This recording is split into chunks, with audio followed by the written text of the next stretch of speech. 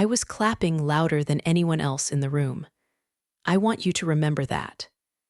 When they announced her name, Diane Keller, for outstanding public health reporting, I was the first one on my feet, clapping, smiling, even shouting something encouraging.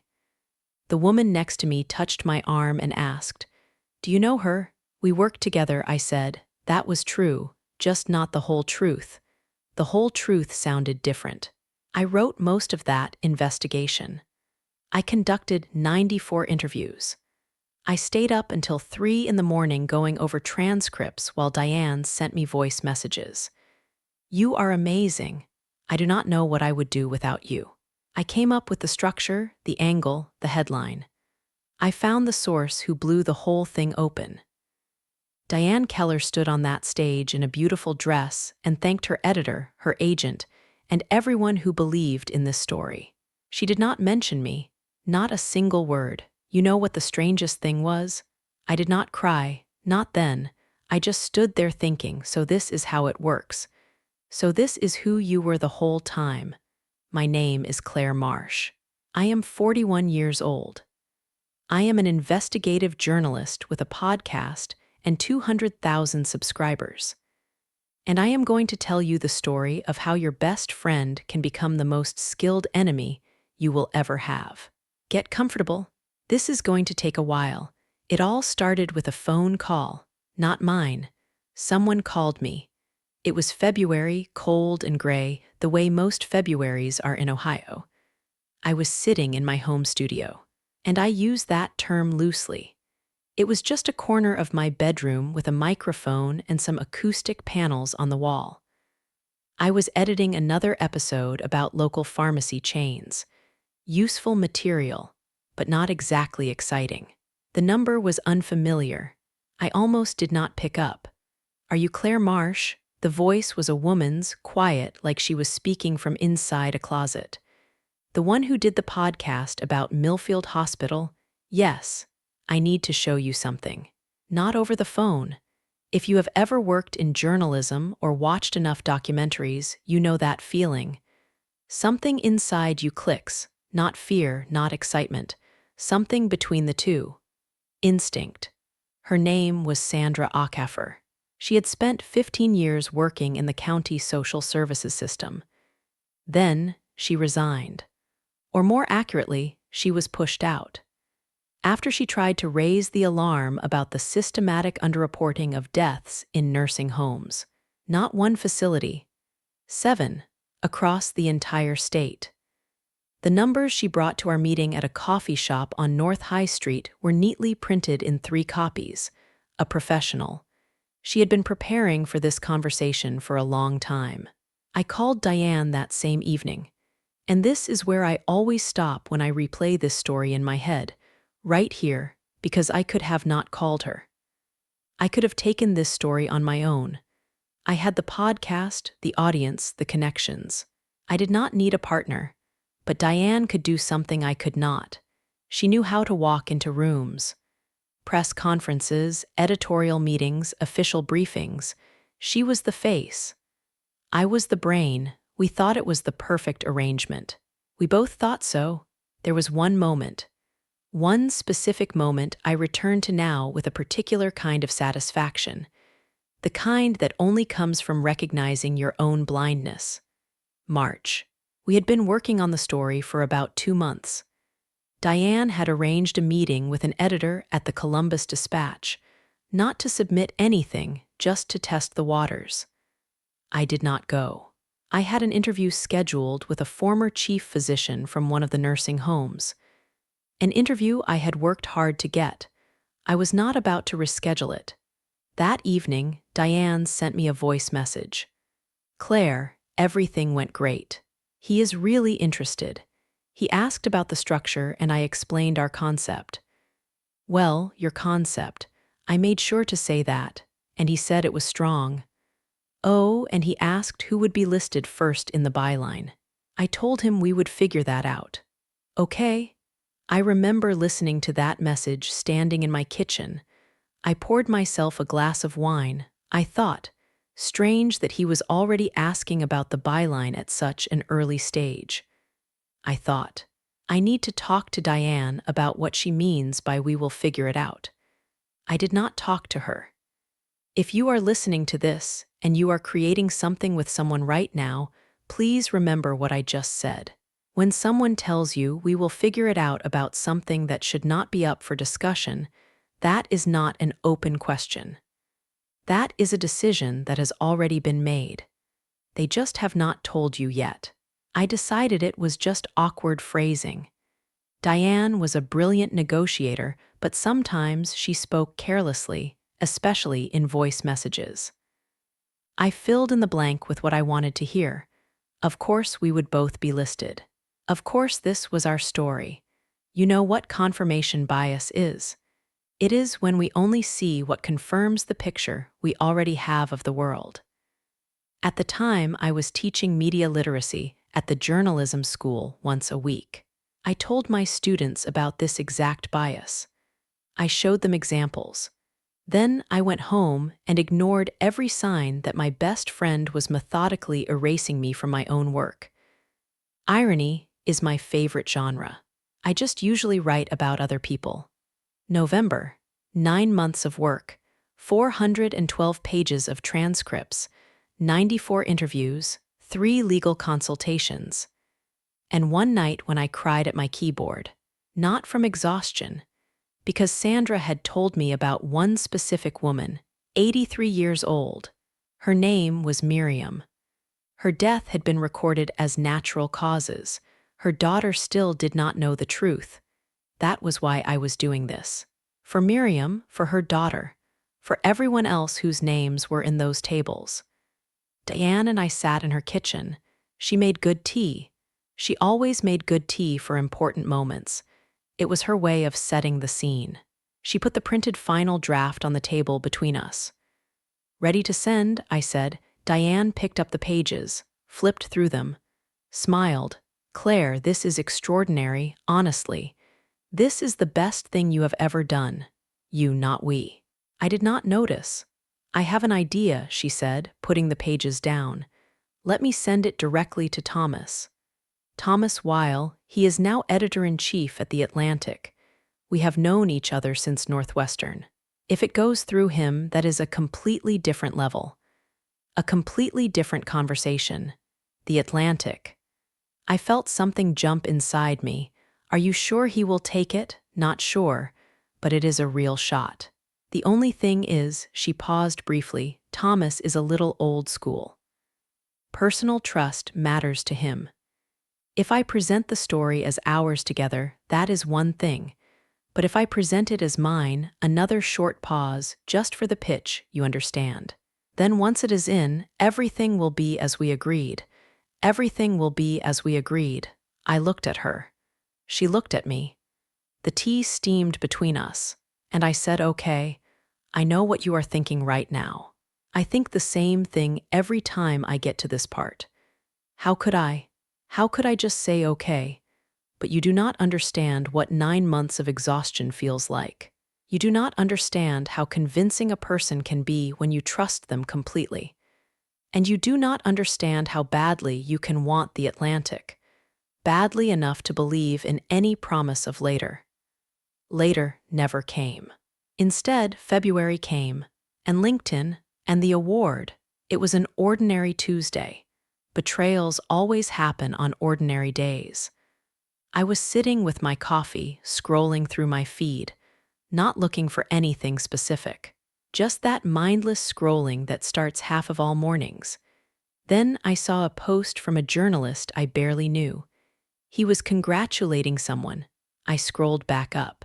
"Congratulations to Diane Keller, winner of the Ohio Press Association Award for Public Health Reporting, for her groundbreaking investigation into systemic underreporting of mortality rates in Ohio care facilities." I read it 3 times, not because I did not understand, because my brain refused to accept the words in the order they were arranged. Her investigation, her name, her award, nobody else. I opened the piece. The Atlantic, January. It was all there, the structure I had invented, the angle I had found. The headline I had written at 3 in the morning on a napkin and photographed so I would not forget it. The first paragraph was almost word for word from my draft. Almost, she had changed a few words, just enough to say I paraphrased. The byline had one name, Diane Keller. My phone vibrated, a voice message from Diane. I stared at her name on the screen for about 20 seconds. Then I pressed play. Claire, hi, listen, did you see? They gave me this award. I am honestly in shock. You know how I feel about these things. It is a little awkward, honestly. Oh, and where have you been? I messaged you last week. Call me when you can. I have missed you. A short pause. Love you, love you. I put my coffee down very carefully, very slowly. Because if I had not focused on that one simple action, putting a mug on a table, I think I might have done something else. I am not sure what, but something else. You know what is strangest about the moment when someone truly betrays you? It is not anger. Anger comes later. First, there is something almost absurd. A feeling of unreality. Like you are an actress who has been handed the wrong script. Like if you just turn the page, the right words will be there. There was no next page. There was just her voice in my speaker. Light, warm, completely calm. I have missed you. Love you. I opened our chat, scrolled up, found that day in November. The last time we had talked about the story, her message, sent it to Thomas, fingers crossed. My reply, thank you, Di. You are the best. You are the best. I closed my phone, stood up, walked to the window. Outside, February stretched on, cold and gray and completely ordinary, and then I remembered the folder. I have been a journalist for 20 years. In that time, I developed one habit that my colleagues call paranoia and I call professional hygiene. I save everything, not the highlights, everything, drafts with timestamps, voice messages, screenshots of conversations, notes from phone calls with the date and time. I have a folder on Google Drive called Simply Work Archive, and it has been growing for 8 years. My husband asked me once why I kept all of it. I said, in case someone ever tells me it did not happen. He laughed. He thought I was joking. I was not.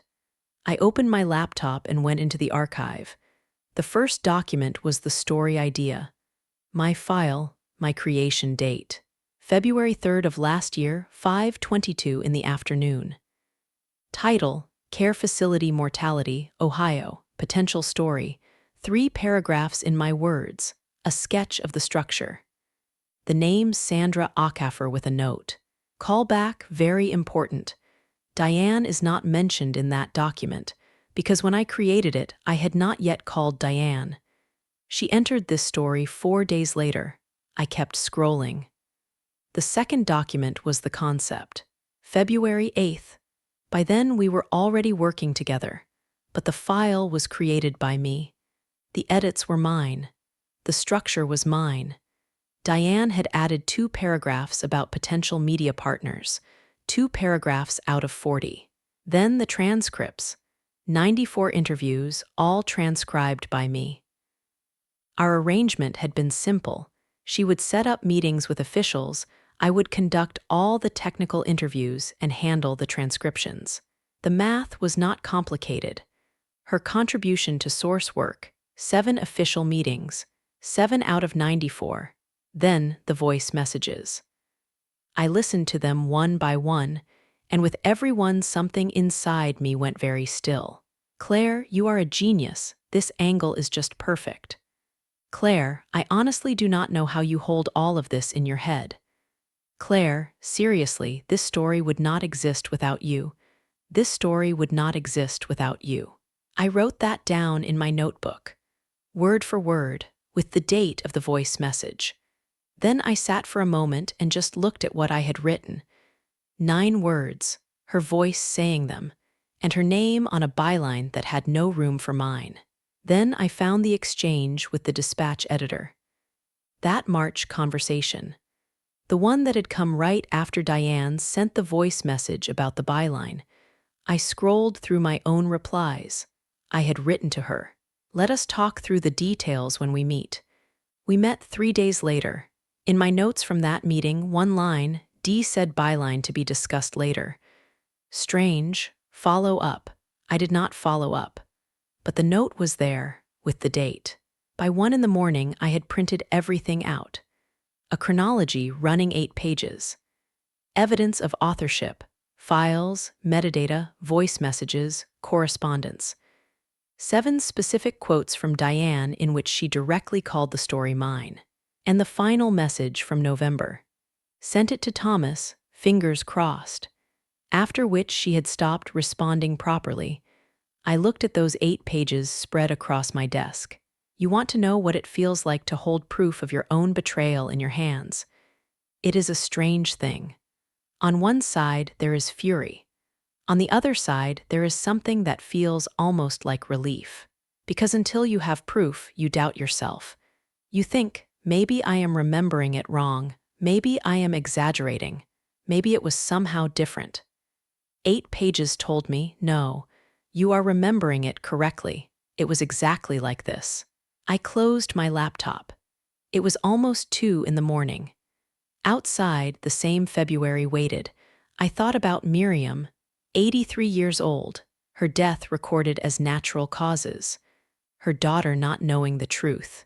This investigation existed, published and awarded and read by thousands of people, because Sandra had called me, because I had not hung up, because I had spent 9 months over those transcripts, and the name Diane Keller sat above all of it. No, that was not how this was going to end. I opened a new document. I named it Plan. It was almost 3 in the morning when I dialed her number. Normal people do not call at 3 in the morning. But Sandra Ackafer had spent 15 years in social services. She knew that bad news does not check the clock first. She picked up after the second ring. Claire, not a question. Just my name, like she had been waiting. Sandra, I did not know where to start. Have you seen the publication? A long pause, long enough to understand everything. Yes, she said quietly, I have. When? January, when it came out. January. The piece had come out in January. It was now February. She had known for a month and said nothing. I did not ask why right away. I just sat there holding the phone and looking at my 8 printed pages. She reached out to you, I said. It was not a question. Another pause, yes, a few times, in the fall. She said she wanted to clarify some details before the final edit. I thought you both knew. I thought it was just a normal part of the process. What else did she say? I heard Sandra breathing carefully, like someone walking across ice and not sure how thick it is. She said you had stepped back from the project, that you had some personal things going on, that you had asked her to take the story across the finish line herself. Personal things. I thought about the fall. I had not stepped back from anything. I had been working. Editing podcast episodes, handling correspondence, waiting to hear back from Thomas. No personal things, just ordinary life. Diane knew that. Claire, Sandra's voice dropped lower. There is something else I need to tell you. She asked me if any journalists or editors ever contacted me about the work on this story, to say that she had done most of it. That you had consulted. 20 years of journalism, 94 interviews, 9 months of work, and I had consulted. Did you agree to that? I asked, very calmly. I surprised myself with how calmly I asked it. No, Sandra said. I told her I would not lie. She never called again. That was when I felt it. Not anger, something else, something closer to gratitude. Which is a strange place to land at 3 in the morning when you have just learned that your betrayal was planned and methodical. But Sandra had said no. In a story where every piece fits into one ugly picture, one person had said no. Sandra, I said, I need you to write all of this down. What she said when she called, what she asked for. In writing, with dates if you remember them. A silence. Then, I already wrote it down. In January when I saw the publication. She paused. I was waiting for your call. If you ever find yourself thinking that people are mostly cowardly and will always choose the convenient path, sometimes that is true. But sometimes a person picks up the phone at 3 in the morning and says, I was waiting for your call. And that changes something, not the situation. The situation was just as bad as it had been an hour ago, but something inside you shifts. I thanked her. We said goodbye. I went back to the document called Plan, and I started typing. There is a rule an old editor explained to me early in my career. He said, when you have a strong story, do not rush it. Rushing is for people who are afraid. People with solid evidence can wait and choose their moment. I waited 2 weeks. They were the quietest 2 weeks of my life. Diane wrote twice, light messages about nothing in particular. Once she sent me an article about investigative journalism with a note, "You will love this." I replied briefly, neutral, like someone with nothing on her mind. While she was sending me articles, I was working. First, a lawyer. Ann Fisher, intellectual property specialist, small office on Broad Street, stacks of folders everywhere except the client chair. I put my 8 pages in front of her. She read in silence, occasionally underlining something in pencil. Do you have the file metadata? She asked without looking up. Yes. Are the voice messages saved with their original timestamps? Yes. A written statement from your source? Yes. She finally looked up. Miss Marsh, you have a very strong case. A short pause. Stronger than most people who come to me with stories like this. Usually, it is one person's word against another's. You have a documented timeline. She walked me through the options. A copyright infringement lawsuit, slow, expensive, public in the worst way. A complaint to the Society of Professional Journalists Ethics Committee. Faster, serious reputational consequences within the industry, the kind that last. And third, a direct letter to the Atlantic with the full document package. Publications do not like scandals, especially when the evidence is this clean. Which would you choose? I asked. Ann Fisher smiled slightly. The first time since I had sat down, all 3, in the right order, I left her office with a plan and with a feeling I had not had in weeks. Not anger. Something colder and steadier than anger. Clarity. At home, I opened a new document, not the complaint, not the letter to the editors, my own piece. I typed the title at the top, What Happened to Miriam. This was the story of Miriam, 83 years old, a nursing home in Franklin County, her death recorded as natural causes. The story of Sandra, who had spent 15 years in the system and tried to tell the truth. And the story of how this investigation had come to exist, with every detail, the full timeline, my name on every page. I wrote for 4 days, not because I was struggling, because I wanted every word to be exact. It was the best thing I had ever written. Maybe because I knew that this time, no one else was going to put their name on it. On Sunday evening, I had 3 files ready. The first was the complaint to the SBJ Ethics Committee, 42 pages with attachments. The chronology, the metadata, the transcripts of the voice messages, Sandra's written statement, and the final message from Diane. Sent it to Thomas, fingers crossed, all of it. The second was a letter to the editor-in-chief of The Atlantic. 8 pages, polite, precise, with the same document package attached.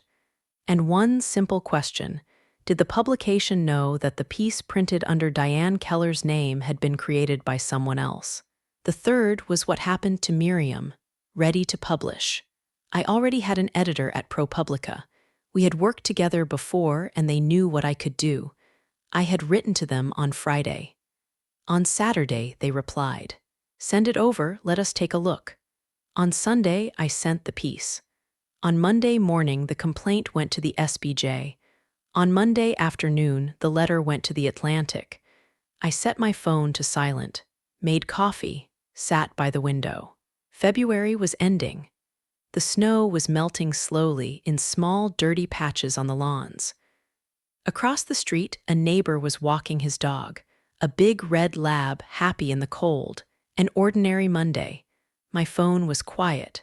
Diane did not know yet. I thought about the difference between revenge and restoring something that was taken from you. Revenge wants the other person to suffer. Restoring something just wants the truth to stand in the right place.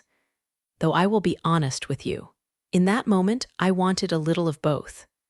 ProPublica published the piece on Wednesday at 10 in the morning. I found out from a notification on my phone. I opened it and there it was. What Happened to Miriam by Claire Marsh. My name. My story, on a site I trusted more than almost anything else in this industry. I read the first paragraph. Then I closed my phone, not because it felt bad. Some moments are better not stretched out. Before noon, a letter arrived from the Atlantic. Formal, careful, clearly edited by legal. The substance. They had received my documents. They were opening an internal review. They were asking me not to comment publicly until the process was complete. A standard corporate response. But the fact that they responded at all was something. Then the emails started coming. The first was from Jason Cole, a journalist in Cincinnati. We had crossed paths at a conference 3 years earlier. "Claire," he wrote, "I just read your piece. Long overdue." I had a similar experience with Diane. She took my source contacts under the cover of a joint project and then disappeared. I decided not to make noise about it. I should have. Then Rachel Wu from the Columbus Dispatch. Remember that pitch she brought us in March? We passed on it. She did not seem to really understand her own material. Now I know why. Then someone I did not know at all. Catherine Bowles, a freelancer from Cleveland. Diane was my mentor for 2 years. I showed her drafts, she gave feedback. Then I saw her column in a local paper, and there was an entire paragraph almost word for word from an unpublished essay of mine. I told myself I must have imagined it. I did not imagine it, did I? No, Catherine, you did not imagine it. By evening, there were 11 people who had written to me in a single day, each with a version of the same story. Different in scale, a paragraph here, a source there, a whole concept somewhere else, but the same handwriting every time. This is what a real moment of bittersweet revelation feels like. Bitter, because I was not the only one. She had done this before. This was a pattern, not a personal betrayal, which meant I had not been special to her in the way I thought. I had just been next, and at the same time, something close to relief, almost physical, because 11 people meant this was not my paranoia. This was not one person's word against another's. This was a system, and systems leave traces. If you are listening to this and thinking, something like this happened to me too, but I chose to stay quiet. I am not judging you. Staying quiet is safer. It is easier. Sometimes it is the only real option you have. But sometimes someone says it out loud and you realize you were never alone in it. That is worth knowing, even when it is too late to change anything. On Thursday morning, Ann Fisher called. "The SBJ has accepted the complaint for review," she said without preamble. Officially. That is fast for them. Normally it takes longer. I think the ProPublica piece helped. What does that mean in practical terms? It means Diane Keller will receive notification today or tomorrow, and that her membership in the organization will be in question until the review is complete. In journalism, she paused. That is very loud. I thanked her and set down the phone. I sat for a moment. I thought about Diane reading that notification, where she was sitting, what she was drinking, what her face looked like. Then I thought about Miriam, 83 years old. Her story was now in print. Her name was in the headline of a piece that had been read by 40,000 people in its first 24 hours. Her daughter had written to me on Wednesday evening. 3 lines, no capital letters, clearly typed on a phone. I didn't know you could find out the truth like this. Thank you for writing it. My mom deserved better. I read that message 5 times. That was why I had done all of it. Not because of Diane. Not because of the award or the byline or the Atlantic. Because of 3 lines with no capital letters, though I will be honest. Because of Diane, too. A little. 6 months is enough time to understand what exactly you have lost. The SBJ concluded its review in May. Diane Keller received a formal censure and was removed from the organization. The Atlantic published a correction. Small, at the bottom of the page, the way corrections always are. It stated that the piece had been co-created with Claire Marsh and that the publication regretted the error in attribution. Diplomatic. Sterile. As if they were correcting a typo and not 9 months of someone's life. But the correction was there. What happened to Miriam received the Ire Award from investigative reporters and editors.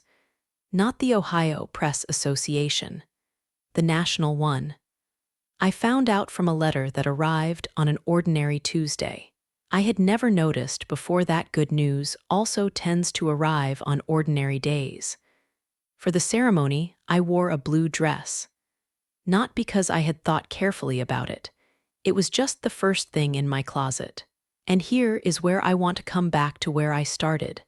The same room, the same question from a stranger, but a different person standing there to answer it. I have thought about that night many times since.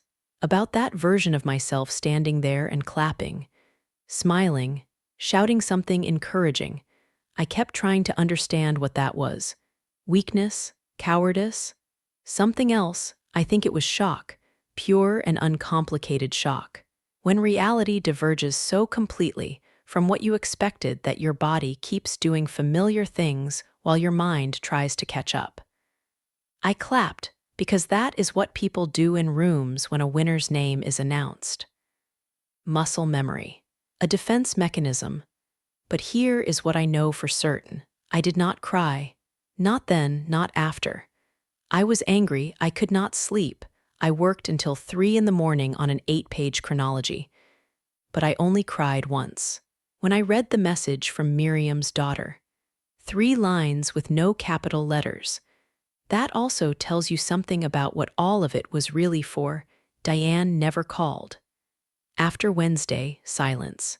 Complete and absolute, as if the number had been blocked from both sides at once. I do not know what she thinks. I do not know if she feels anything like guilt or if she has found a way to explain it all to herself differently. People are remarkably creative when they need to justify their own choices. Sometimes at night I think about us, about what we were before any of this. We had been friends for 10 years. That is a real amount of time. We drank wine and talked about work until 2 in the morning. We called each other when things were hard. We knew the names of each other's dogs and what coffee the other one drank. That was real. And the betrayal was real too. Both things can be true at the same time. I did not want to accept that for a long time. It seemed like you had to choose one. Either the friendship had been fake from the beginning, or the betrayal was not quite as serious as it felt.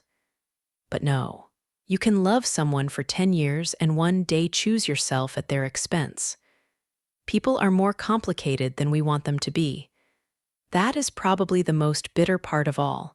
Not the award, not the byline, not the Atlantic. The fact that I miss her. Sometimes, just a little. In moments when something good happens and you want to call someone, if you have stayed with me this long, you probably have your own version of this story. Your own person, your own moment, your own folder of evidence or the absence of one. I am not going to tell you what to do. I am a journalist, not a therapist. And even journalists do not always know the right answer.